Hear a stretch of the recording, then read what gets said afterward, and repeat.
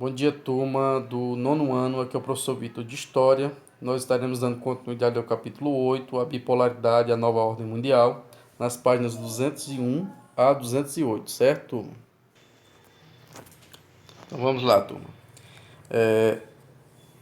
Para nós entendermos então ainda sobre esse conceito e sobre tudo que está no campo da influência da bipolaridade, não há nada mais singular do que nós observarmos a Guerra da Coreia, 1950 a 1953, certo?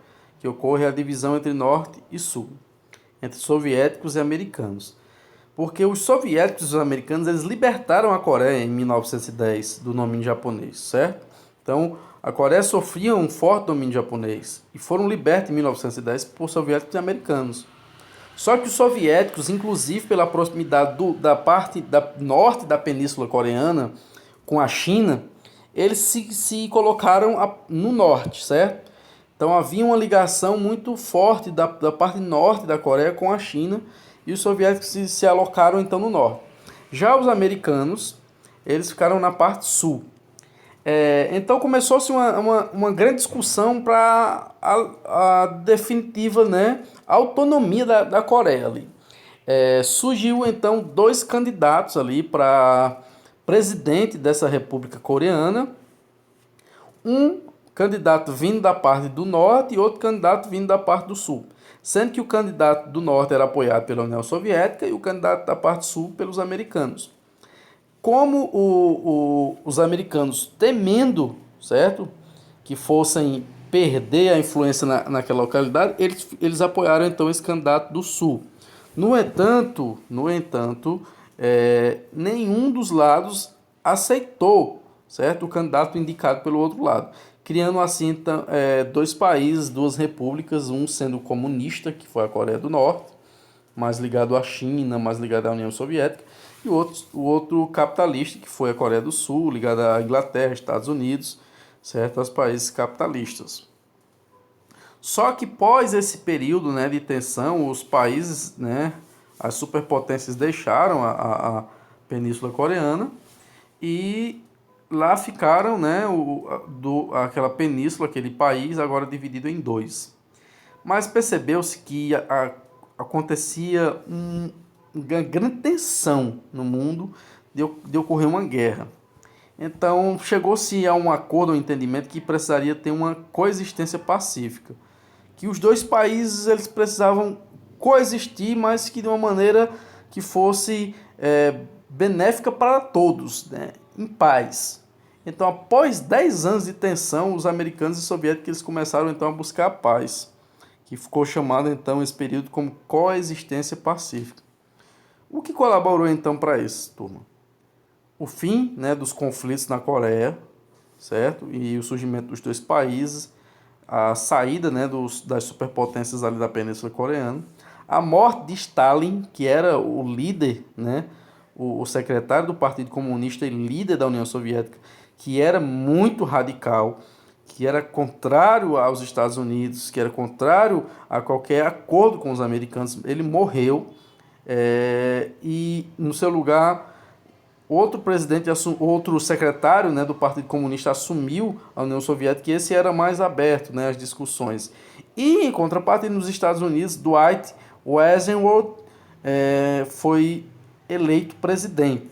E esse presidente americano, Dwight Eisenhower, ele era mais moderado, ele era mais aberto às discussões e justamente aberto à questão do debate para o desarmamento nuclear no mundo.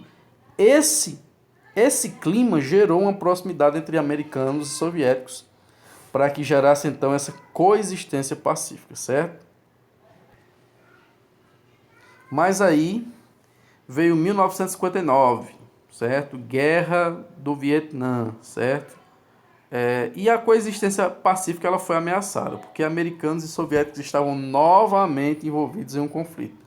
Só que agora no Vietnã, certo? Foi muito parecido com o conflito na Coreia, certo? Soviéticos ficaram ao norte e americanos ficaram ao sul. Já existia um conflito no Vietnã, que era para a independência do Vietnã frente à França. Eles queriam que os franceses deixassem o Vietnã livre, certo? Mas foi agravado com a presença das duas potências lá, com os soviéticos no norte, os americanos no sul.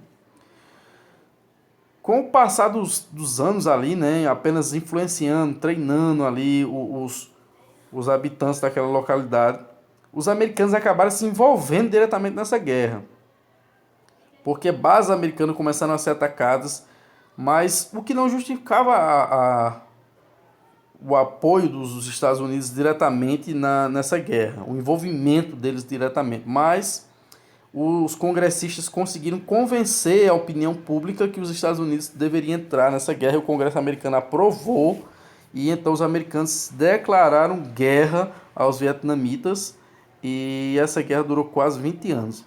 Foi uma guerra que foi muito polêmica, tiveram muitas mortes, e os Estados Unidos acabaram derrotados nessa guerra, certo? E depois de muita pressão popular, depois de muita pressão dos artistas, da opinião pública, os americanos acabaram saindo dessa guerra como derrotados, de fato. Principalmente porque existia um exército treinado pelos soviéticos, né, de vietnamitas, chamados Vietcongs. Os Vietcongs, eles eram mal armados, eles tinham poucas condições, né, de proteção pessoal e tudo mais, mas eles conheciam o terreno, eles tinham táticas de guerra, e essas táticas, né, mais próximas à guerrilha mesmo, foi fazendo eles vencerem o conflito. E isso fez com que os americanos fossem derrotados, certo? Quando os americanos saíram do Vietnã, o norte prevaleceu sobre o sul, e, ao contrário do que aconteceu lá na Coreia, não foram fundadas duas nações, mas foi fundada a República Socialista do Vietnã. Houve uma unificação do Vietnã e se tornou uma república socialista, certo? Essa foi a aula de hoje, espero que vocês tenham compreendido. Qualquer dúvida, retorne ao material. Boa sorte na resolução do exercício que eu vou estar mandando por áudio para vocês. E até mais, turma. Bom dia.